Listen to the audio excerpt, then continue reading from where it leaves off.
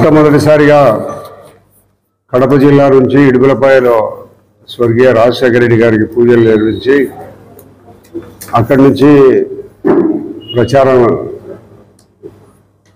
మే 13వ తారీఖున జరిగే ఎన్నికల్లో ప్రచారం కోసమై మొట్టమొదటిసారి మన పొద్దుటూరు పట్టణానికి రావడం జరిగింది.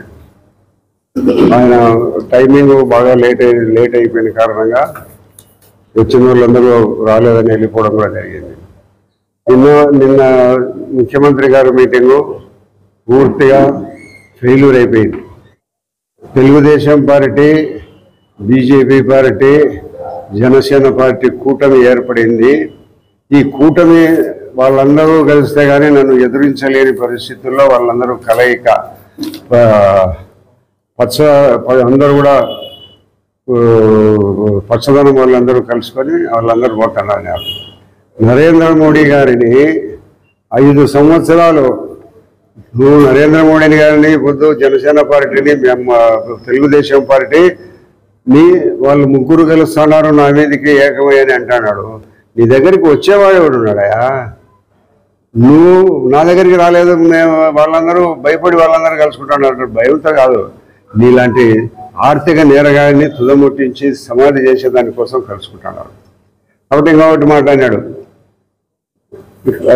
వివేకానంద రెడ్డిని చంపిన వారిని మరి జగన్మోహన్ రెడ్డి గారు సెంట్రల్లో ముఖ్యమంత్రి నరేంద్ర మోడీ గారిని ఎందుకు 25 సంవత్సరాలు ఆయన పాదాలు పట్టుకొని ప్రాకులాడుతూ ఉన్నాడు, పోయినప్పుడల్లా కాళ్ళకు దండం పెట్టా ఉన్నాడు. దేనికోసం నువ్వు వాళ్ళతో సన్నిహితంగా నువ్వు కలిసినావు?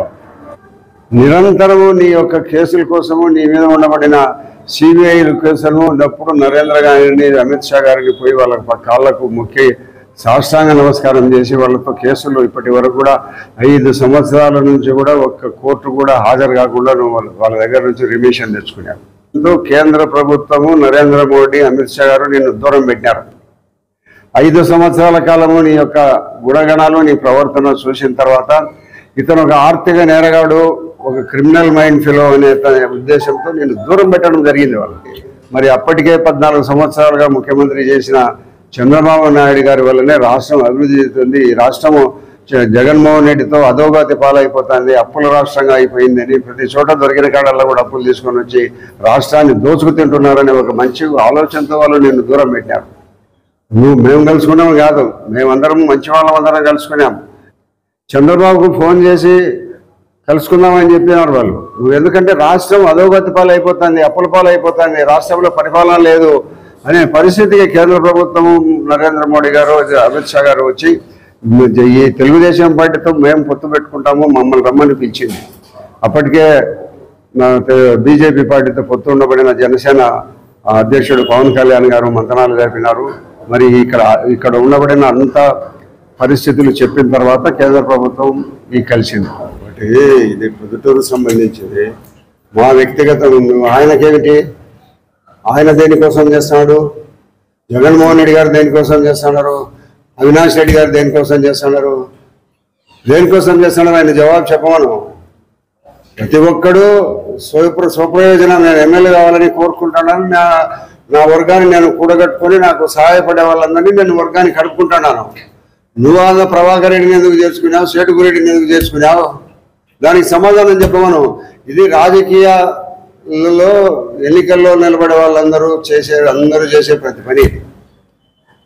మా శత్రువులు ఉంటారు, కలిసి వస్తామంటే ఆహ్వానిస్తాము, అంతేగాని ఆయన ఏదో సచ్చీలుడు, ఆయనేమో ఎక్కడ ఏ తప్పు చేయకుండా ఉన్నాడు, చేర్చుకున్న వాళ్ళందరినీ దేనికి చేర్చుకున్నాడా? కాబట్టి ఏదో ఇట్లా ఏళ్ళు చూపిస్తే, 1 ఏళ్ళు చూపిస్తే 3 ఏళ్ళు తన దిక్కు చూపుతాడు అనేది గుర్తుపెట్టుకోమను.